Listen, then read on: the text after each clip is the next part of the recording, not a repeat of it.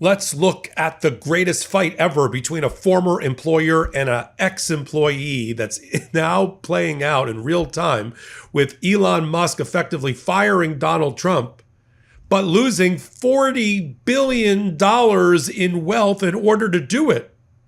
You know, there's a line, and I saw it in the Bloomberg reporting on this from Clint Eastwood movies: "Go ahead, make my day."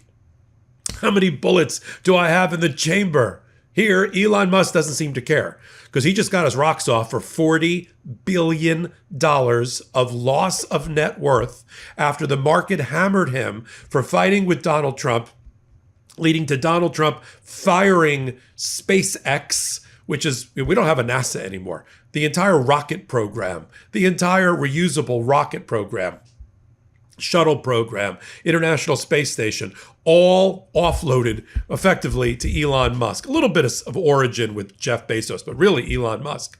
And when that war broke out and Donald Trump said, "I fire you," and he says, "No, I fire you, and I fire all the contracts." Yeah, the market fired on Elon Musk's net worth, on Michael Popok.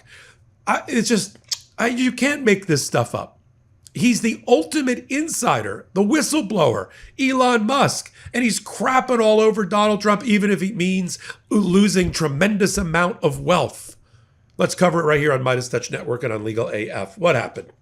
I don't know. Was it his being unceremoniously shown the door? We thought it was voluntary. Now it looks like it wasn't very voluntary for Elon Musk to be sent out of the Trump administration 120 days in. And then after he left, and basically they told him, "Don't let the door hit you on the way out," even though they gave him the please and thank you, thank you for your service, White House send off. Going back, we thought he was going to go back to his businesses, his failed businesses, and screw them up further. Nope. No. He then got to look at the timeline of events. Musk got to look at the big, beautiful abomination of a budget bill and said, "It's an abomination. I can't support it. And it's adding trillions to the debt and undoing all the work that Doge did, that I did. All the cost cutting is now gone in order to give tax cuts to the wealthy." We're like, oh, that's interesting. That's Elon Musk jumping off sides. All right. But we're not done. Before I get to the $40 billion shave off of wealth. Then Elon Musk effectively says, "You can't fire me. I fire you. I'm going to take Space Dragon, whatever that is, and drown it. I'm not going to let you use my rocket anymore. I'm taking my toys and I'm going home." Now that little spider sense in me says, we got a whistleblower. We got an insider with knowledge who's not happy any longer, who's not tied to any confidentiality agreement or non-disclosure agreement, and he's just going to be manna from heaven to the trial lawyers in the dozen cases against Trump involving Doge and Elon Musk. Can't you just see it now, everybody? Let's just astral project ourselves into the deposition room, the hearing room, the trial, when Elon Musk is called to testify. Uncontrollable Elon Musk. Oh, I love it. But it got worse. I don't know how it could get any better. Now, how do I know it got worse? Because I've been doing employment law for most of my career. And when an ex-employee decides to call his former boss a pedophile, that may be the point of no return, don't you think? And that's what we have. It's been reported on the MeidasTouch Network. We've been talking about the link between Donald Trump and Jeffrey Epstein for a long, long time. We knew he was on those manifests. We knew he traveled on those planes. There were pictures of it. Jeffrey Epstein talked about it. But Donald Trump made a great, I guess it was a slow news day, or was trying to distract from some failed policy of his. So he had the Justice Department announce with the FBI that they were releasing the Epstein files, and everybody showed up to grab these empty folders. Turned out there was nothing inside and nothing that hadn't already been made public. Musk comes out now today and says, "You know why you didn't get the Epstein files? Because Trump is in them. Because Trump was on the plane." And now we're like, holy Schmaggulli. That's a legal term.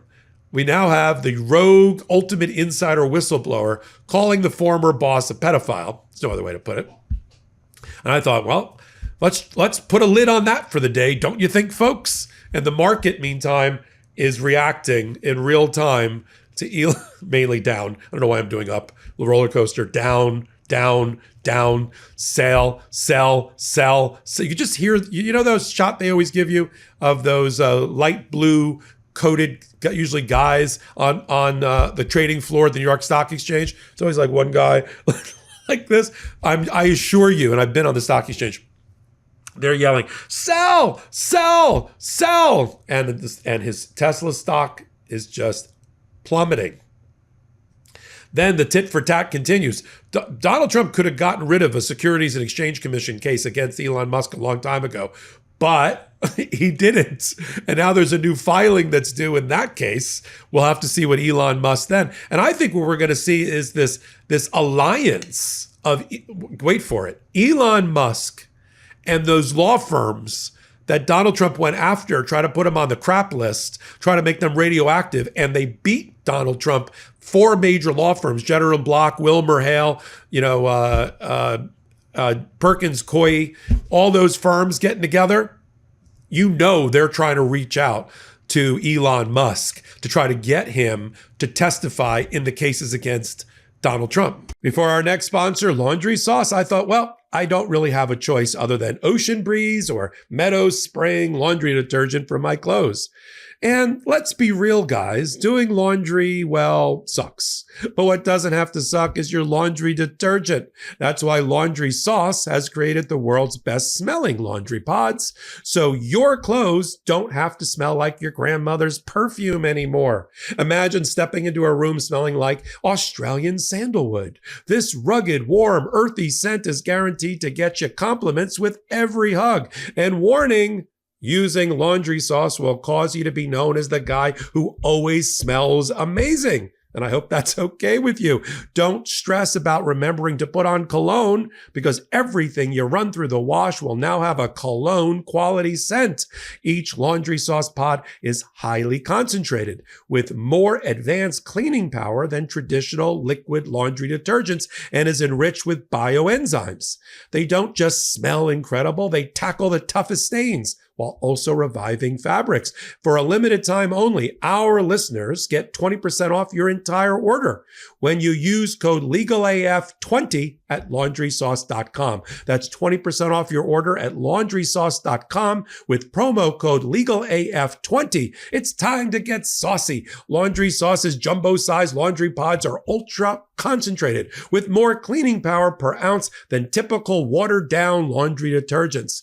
They don't just smell incredible, they also tackle the toughest stains without harsh chemicals that degrade your fabrics. Look, Laundry Sauce just launched their newest expertly crafted scent, Oregon Mint. The Oregon Mint is sourced ethically, sustainably, and transparently through Essex Mint Farms in Oregon, one of the largest mint farms on earth. Feel transported to an herb garden by the sea and have distinctly clean and refreshing laundry like never before with this one-of-a-kind limited release scent. Put your new luxury laundry obsession on autopilot and save an extra 15 to 20% off every order when you subscribe. Maybe the best part about Laundry Sauce, they offer a full money-back guarantee. If you don't get better smelling, cleaner laundry, you get a full refund, no questions asked. For a limited time, our listeners get 20% off your entire order when you use code LegalAF20 at LaundrySauce.com. That's 20% off your order at LaundrySauce.com with promo code LegalAF20. After you purchase, they're going to ask you where you heard about them. Please support our show. Tell them we sent you. Smell good, look good, feel good with Laundry Sauce. If they're not doing it, look at Quinn Emanuel, who got fired by Donald Trump as ethics counsel for the Trump Organization. What a title. And now have jumped off sides and are representing the Abrego Garcia family, are representing Harvard against Donald Trump. Wait for it. Put this in the time capsule. Popok predicts that some version of those firms and Elon Musk are going to get together and help ultimately those plaintiffs' cases to declare everything that Elon Musk did to be illegal, unconstitutional, ultra vires, and what we call void ab initio, meaning forget it, reverse it. But the genie goes back in the bottle, the toothpaste back in the tube, the egg back in, you get it, for everything that he did. That's the impact of having him be declared unconstitutionally put in his chair. And that's what those lawsuits are about. There's one huge one that's under the radar a little bit in front of Judge Chutkin. which he just ruled a week ago. I'm not dismissing this case of 14 attorneys general, but 14 states led by Letitia James. No, they make a good point about the violation of the appointments clause. And now they've got their key witness, the one that just called the boss the pedophile. That one. And then it got worse on the TikTok. Now Elon Musk is calling for or endorsing the impeachment of Donald Trump. I mean, I joined with him in that. I just never thought my mouth would form the words, Musk calls for Trump's impeachment. Was anybody shocked by this? Anybody shocked by Donald Trump relying on an unreliable, emotionally unreliably, a mentally unstable genius in Elon Musk? I mean, he is a genius, but he's an evil genius. And Trump relied on him both to get elected. I mean, that was the beginning, right? Musk declaring out loud, I'm not an ingrate, you're an ingrate. I got you elected. I bought you. I bought your win. I bought the win for the House and the Senate. And you're not giving me enough credit. I spent $250 million of my own money. That doesn't even include the money he spent in local races or the $20 million he spent to try to buy the Wisconsin Supreme Court. And now the market's reacting, right? So now we got the $40 million drop, but against his better interest, against his own judgment, against his own interests. Elon Musk is stepping up and taking on Donald Trump. And now the internet, the metaverse, the Twitterverse is taking sides. And the betting odds are on Elon Musk because Donald Trump won't be president in 2028, at the end of 2028. But Elon Musk will still be likely the world's richest man, and he'll be Elon Musk. And Donald Trump will just finally be a felon retiree to Florida, where he belongs. So Elon Musk, both in age, in wealth, in talent, is going to outlast Donald Trump. I feel like I'm watching another episode of Mountainhead from HBO. Go look it up. But they only did one episode. They only did one film. You know, the oligarchs are going to bring down a presidency. This is life imitating art. You know? And now Donald Trump, where are his friends? He's going after all of his constituencies. You know? Leonard Leo, the Federalist Society, the dozens of shadowy organizations, including those that support Ginny Thomas, Clarence Thomas's wife. And the billions of dollars they put behind Donald Trump to make sure the judges matched their right-wing ideals. He's in a major fight with them. I thought that was enough. But Elon Musk, manna from heaven. And he doesn't care. He'll lose another $100 million. Hell, look how much he lost buying Twitter. To him, it's pocket change. It's chump change.